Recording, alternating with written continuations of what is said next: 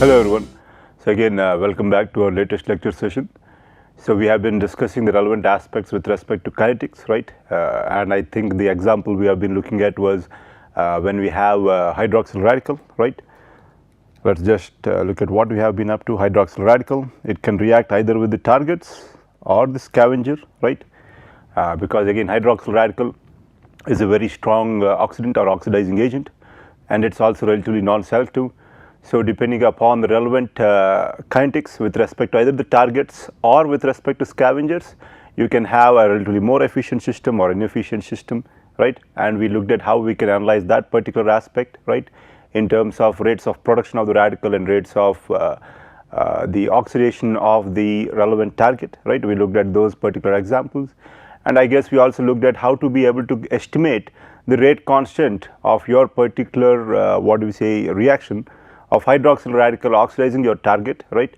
Usually you have a target and you don't know the rate constants, right, of these particular what do we say reactions that you are looking for specifically, but you will have what do we say data available. Let's say usually the NIST database, right, NIST database, and that you will have the relevant rate constants of hydroxyl radical with most of the usually encountered compounds or scavengers, right? So given a particular rate constant, as in I think with respect to K, if we had Ks, we saw how we can set up the equation and then by regression come up with your unknown rate constant, which is Kt, right? So again we are going to have spend few more minutes on kinetics, right? And this aspect here, obviously we are going to, the aspect here we are going to look at is mostly relevant to what you would see in the atmosphere, right?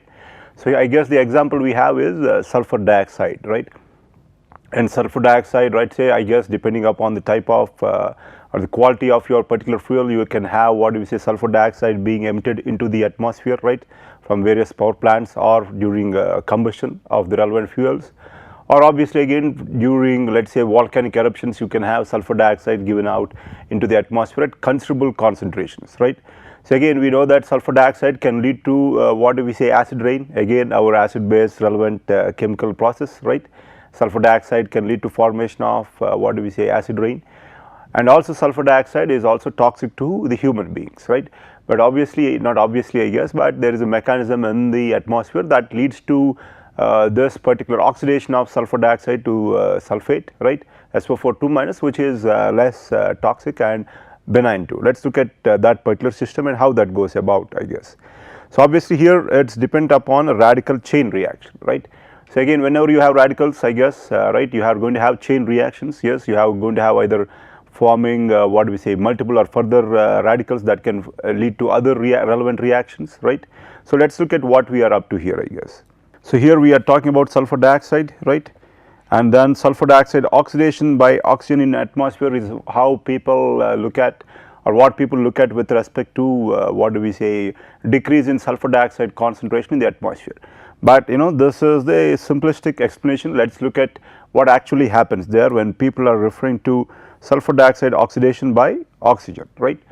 So let us look at what happens out there. So obviously we are going to have what do we say a reaction leading to formation of your particular radical, right, of your particular radical. So you are going to have radical formation. So usually we call this step the initiation reaction, right? Again we are talking about with respect to atmospheric chemistry here, right? So let us look at the relevant reaction. So sulfur dioxide in the presence of UV light usually I believe, right, can form the sulfite anion radical, right, and again release the electron, aqueous electron, which has relatively low what do we say half lives, right? This obviously is a strong reducing agent, right, and obviously H plus here. So here let us say sulfur dioxide leads to formation of a radical and an aqueous electron by itself too, right? So this is what happens, and let us see what happens here with respect to the different chain reactions, right?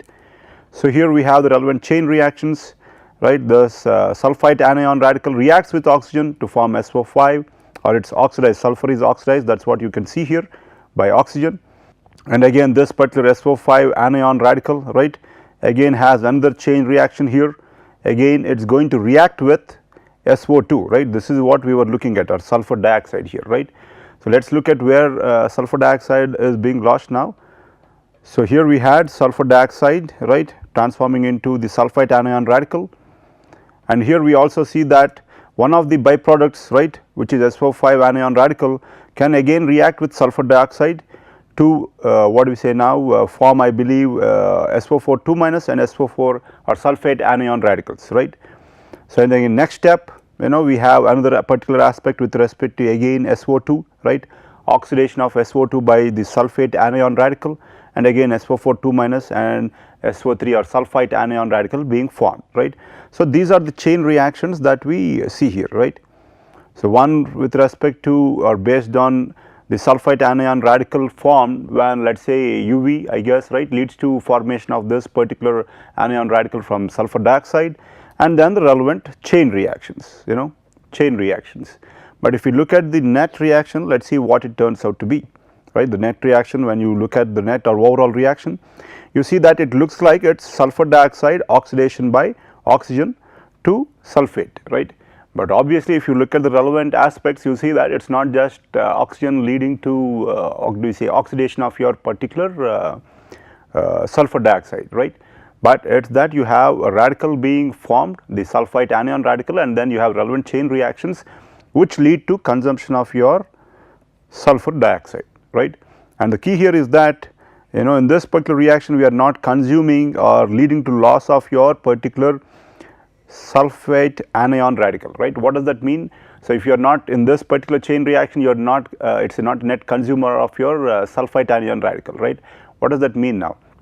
So, the sulfite anion radical what we say formed earlier, right, you know, it is free to not free, I guess, the concentrations are not going to be decreased due to these sets of chain reactions.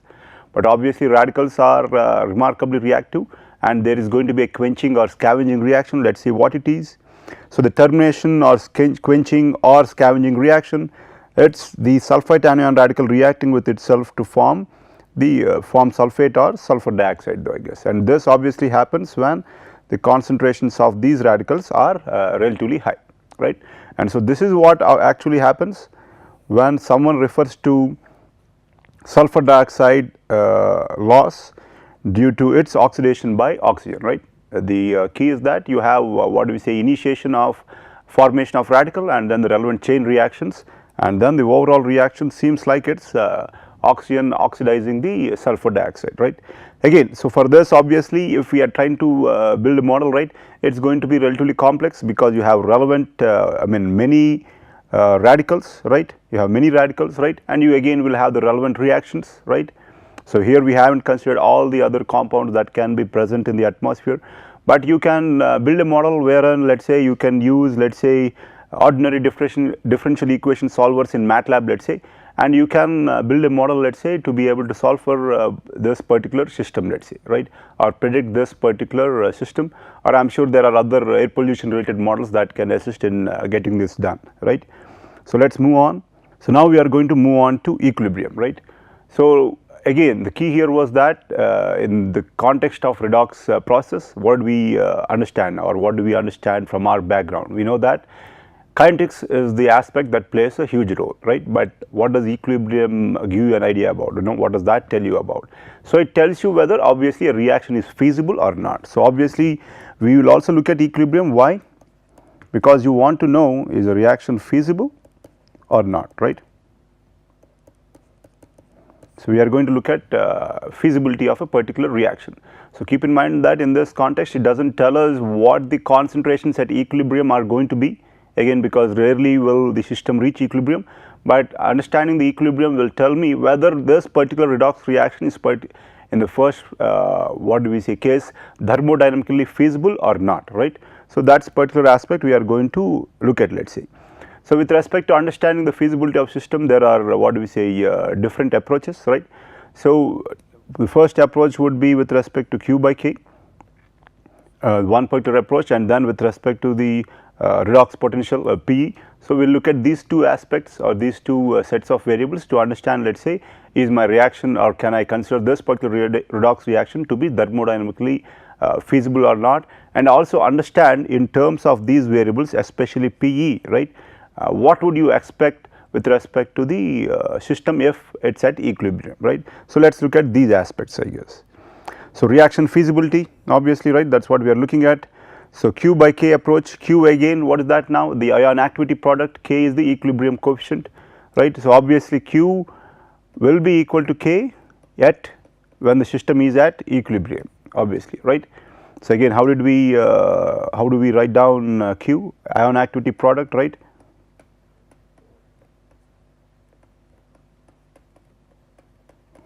So, Q would be equal to activity, or in this case concentration, I am approximating it by concentration raised to of the products raised to their relevant stoichiometric coefficients, right, by the relevant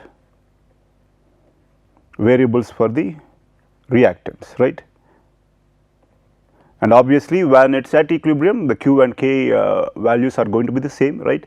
And again, as we know, K equilibrium coefficient values are available in most of the standard, they are standard values, right, and they are available for the standard conditions at most in most of your relevant books, right, or in the NIST database. So, obviously, we are going to look at, let us say, Q relative to K and try to understand, let us say, is the system going to be at equilibrium or not though, right, or is the reaction feasible or not for a given set of conditions. So, obviously, if Q less than K, we know that what is that now, the reaction is feasible. Q and K are equal, we know that the equilibrium has already been reached, right, and it has no further motive to travel in any other direction, right, travel as in the sense I am using layman's terms here, obviously. And if obviously Q is greater than K, it means that it's the reaction is not feasible. So, let us look at one particular example here. So, we have one particular half reaction. So, obviously, we are talking about redox reactions here, right. So, here we have what do we say, the relevant constant, let us say log K to be minus 15.12 for this particular reduction half reaction. Usually, in your particular standard tables or such, you will see that most of these half reactions are written as reduction, right. You know, that is the way they are written, and the relevant what do we say, constants are given, right. So, let us look at the other particular what do we say equation 2, right. So, we have oxygen reduction, right, and we have the log K value given here, right. So, now let us say I want to know, let us say how feasible is it for iron to be oxidized, you know, 0 valent iron, let us say, to be oxidized by oxygen, right. You know, this is what let us say I am trying to look at.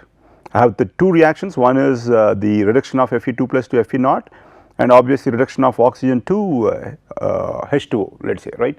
But obviously, what is it that I am trying to understand? I am trying to look at, let us say, how feasible is it for a particular set of or for a particular scenario that this 0 valent iron or iron can be oxidized by oxygen. What does it mean for corrosion to occur, right. So, let us look at that, I guess, right. Obviously, now I need to look at the overall reaction, right. So, I can look at the overall reaction, but I can't obviously sum them up the way they are, right. And why is that? Obviously, again, first you will not have electrons being accumulated, right. So, what do I need to do? I need to, what do we say, swap this particular reaction, right, as an, and also multiply that by 2 times, right. And why do I need to multiply this particular reaction by 2 times?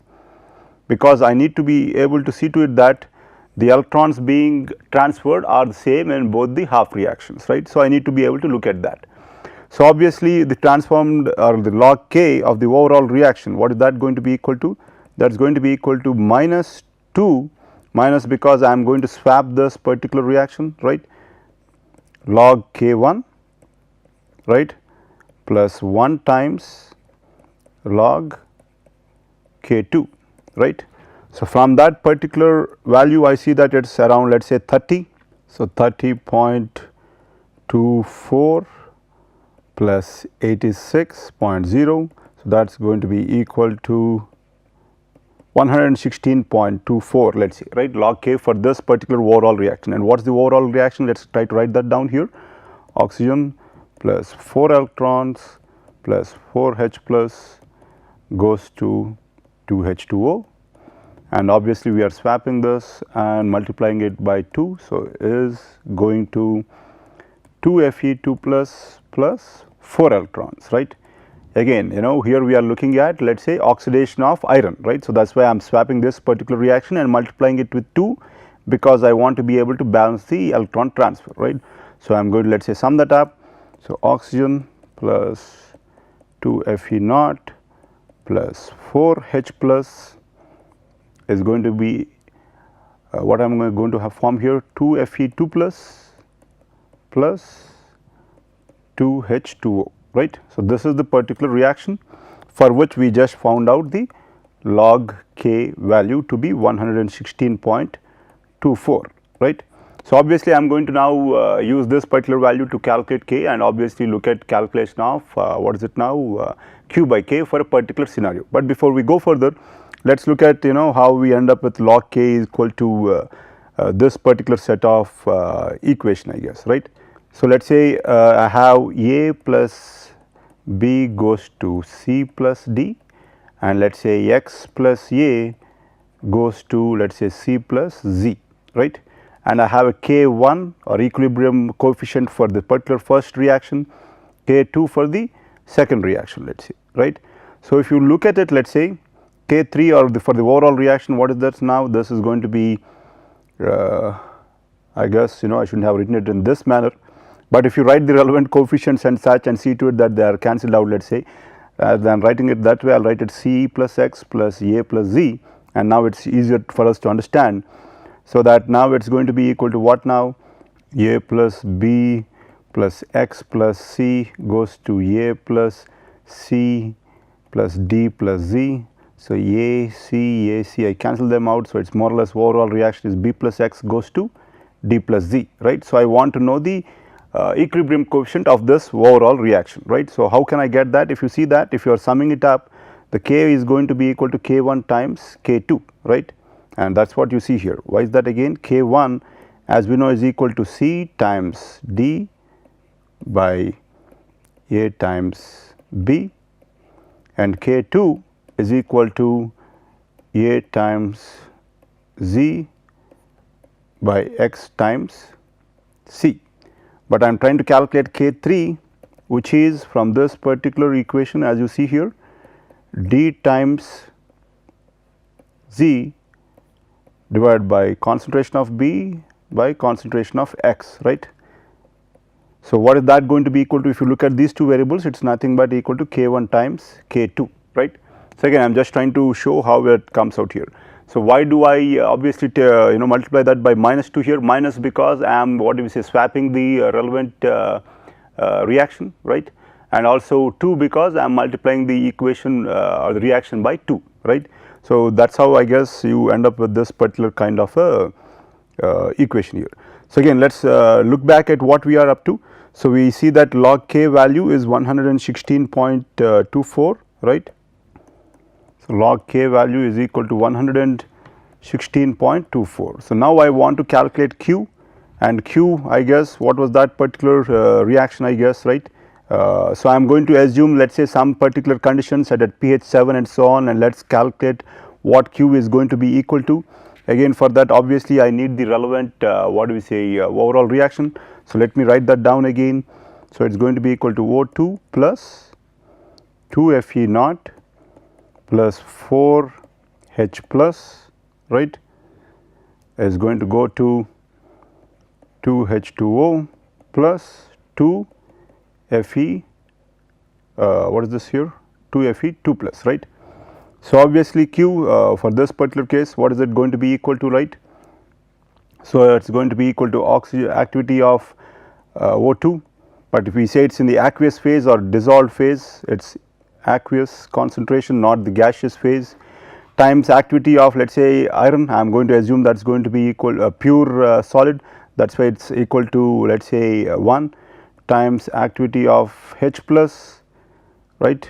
I guess I just made this up because we need to write the reactants first divided by the products, right. So, I am going to write down Q here. So, that is going to be equal to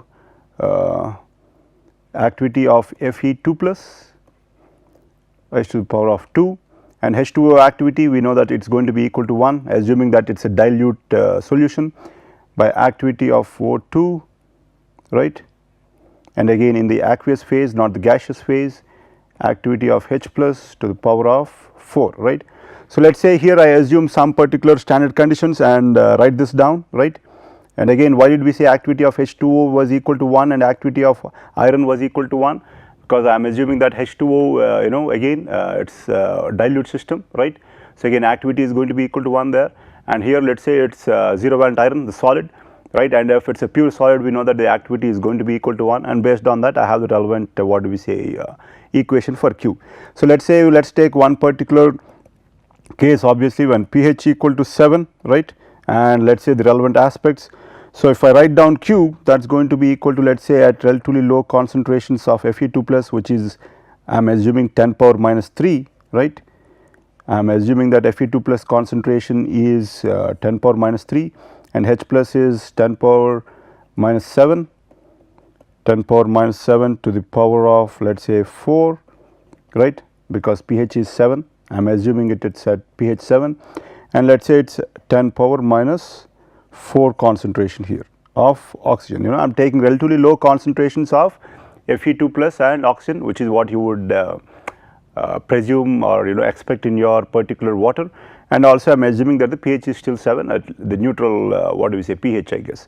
So, if we calculate this, I believe it is going to be equal to minus 6, 4, 7, 4, 28 plus 4, 32, 32 and 6. So, it is going to be equal to 10 power 26, right, 10 power 26, pardon me. But as you see from here, K is equal to 10 to the power of 116.24, right, that is what you see here. So, what do you see when you calculate Q by K, right, it is very much less than what is this now, 1, right. So, I calculated K from the relevant, let us summarize what we have been up to. I calculated K for the overall reaction of oxidation of iron by oxygen, right, or more or less the corrosion of iron by oxygen, right, and I calculated the K value, right, and then I calculated Q, the ion activity product for a particular scenario, as in which was the case at pH 7, and I assumed that iron and oxygen concentrations are relatively low, and obviously I see that Q is much lower, right, it is 10 power 26 and K is something like 10 power 116, which is much less than 1, right. So, again keep in mind, if you look at this, even if you change, let us say, these variables by a few orders of magnitude, oxygen concentration in the aqueous phase, you only have a threshold, right, 8 milligram or 9 milligram per liter based on the what do we say, temperature. So, that is more or less what do we say, it will not change much, but even if you vary Fe2 plus concentration a lot, right, even if you increase Fe2 plus concentration a lot, you still see that Q its order of magnitude is off by 80, right, 80 or 90 here, 90 here. So, even if you increase the concentration of Fe2 plus, you still see that the corrosion of iron by oxygen is still feasible, that is what you obviously observe in the nature, right. So, here that is the case that we just looked at, right, and obviously oxygen concentrations are relatively low in the aqueous phase, right, and that is why you can't vary this much, and even if you affect H plus much, it does not affect your corrosion, let us say, the feasibility of corrosion greatly. So, let us move on to the other aspect, we are going to look at the reduction potential, the PE approach, I guess, right, and here we are going to call that either redox potential, reduction potential, or so on and so forth, but let us try to understand what it is that we are trying to talk about here, right. So, here let us say we have a particular equation for what do we say now, reduction of chromium, right. Here it is I guess in plus 6 state and here it is in plus 3 state, right. So, we are going to try to understand this term called PE, I guess, right. So, here I have CrO4 2 minus and I have Cr3 plus, so it is reduction of this particular chromium. So, let us try to first write down the equilibrium coefficient for this particular equation now. K is now going to be equal to activity of Cr3 plus times activity of water, which is equal to 1, right, by activity of CrO4 2 minus plus into activity of an electron to the power of 3 into activity of H plus to the power of 8, right. So, let us say I try to transform this, and what can I transform this into as, I guess, I take the logarithm and then let us say I try to transform this.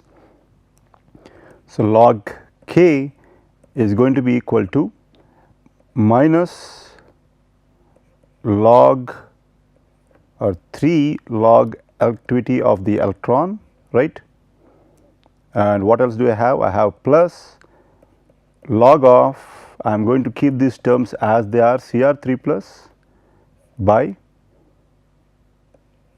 CrO4 2 minus and H plus to the power of 8, right. Let us see if we have the right equations here. So, log k, I take the logarithm. So, I am taking this particular term, the electron term out, right, it is into here, right, and obviously it is in the denominator, thus the negative here and 3. So, looks like I am on the right track. So, I am going to swap these two variables, right, and what does this particular set of what do we say variables look like, right. It looks like what now, it is like q dash, right, but q is obviously equal to what now, what is q dash equal to in terms of q now. If you look at that, it is only missing the term with respect to the electron here, right. So, if I multiply the activity of this particular q with the electron rise to its particular stoichiometry, I see that it is q dash, right. So, that is what we need to understand here. So, I am going to approximate this term by q dash, right, and here I am going to swap the two what do we say variables here. So, it is going to be equal to 3 times log activity of electron, right, is equal to minus log k, right, plus log q dash. I will just write this as q dash, right, and let me write this down here. So, I have 3 log activity of the electron is equal to log k or minus log k if I am not wrong, minus log k plus log q dash, right. Because I want to express it in terms that I am going to use later, I am going to multiply it by -1 minus 3 log electron is going to be equal to log k minus log q dash, right, and I am going to divide by 3 minus log electron is equal to 1 by 3 log k, right, minus 1 by 3 log q dash, right. So, here let us say what is this particular aspect with respect to 3, I guess, right. It is the number of electrons being transferred, right. So, oxidized form, right, plus number of electrons goes to the reduced form, right. So, that is what I see here. So, if I am going to approximate, let us say represent 3 by the number of electrons being transferred, I will be left with minus log activity of electron, right, is going to be equal to 1 by n log k minus 1 by n log q dash, right. So, here this particular term, right, minus log activity of electron similar to let us say minus log activity of the H plus concentration, I am going to call this the Pe, right. So, this is more or less the definition. Pe is minus log activity of the electron, right. So, obviously, this is a value that you are going to try to use to understand the system, and we are going to look at that later obviously. So, Pe is equal to 1 by n log k, and 1 by n log k I am going to say is equal to Pe naught, right. So, Pe equal to Pe naught minus 1 by n log q dash, right. And obviously, what was q dash? Q dash is nothing but equal to the what do we say now, if you take out the electron term from your particular ion activity product, right. So, q dash. So, this is what we have here, right. So, now we are going to spend some time in understanding the particular aspects with respect to P naught, P and so on and so forth, right. So, let us just first look at what it is that I can understand with respect to P naught, I guess, right. P naught now. So, P naught as you see is 1 by n log k, right. So, obviously, again what is k again? It gives you an idea about the concentration of or the activity of the products by activity of the reactants, right. So, what does that mean when k value is higher? So, when k value is higher, it means relatively the concentration of the products is higher, and in this particular set of redox reactions, right, or the reduction reaction as we have written. So, what is the product here? It is the reduced form, right. So, when you have a higher P naught, right, what does that mean? It means that the reduced form would what do we say, be present or be predominant when the system is at equilibrium. So, what do we understand from P naught, right? A high P naught means reduced conditions or reduced form predominates at equilibrium, right. That is what you see here. And again, what is the, how did we get from here? Because we know that P dash equal to 1 by n log k, P naught equal to 1 by n log k, right. High value of P naught means higher value of k, the equilibrium coefficient for that particular reduction half reaction, and for the particular reduction half reaction this is the generalized form, right. And we see that when will k be higher? When this particular variable is higher or the concentration of the reduced form of the relevant compound is higher, right. So, that more or less translates to when a higher P naught value, you see that higher P naught value, or for a particular reaction you see that a particular the high P naught is high, it means that the reduced form is going to predominate at equilibrium, right, or it promotes reduction, right. So, again higher P naught means it promotes reduction. So, in I guess the next couple of sessions we are going to look at, let us say, understanding P in terms of P naught and then trying to understand the system in terms of aspects that we have looked at earlier, right. But I guess due to time constraints I am going to end today's session for now, and we will look at the relevant aspects later on, I guess, and thank you.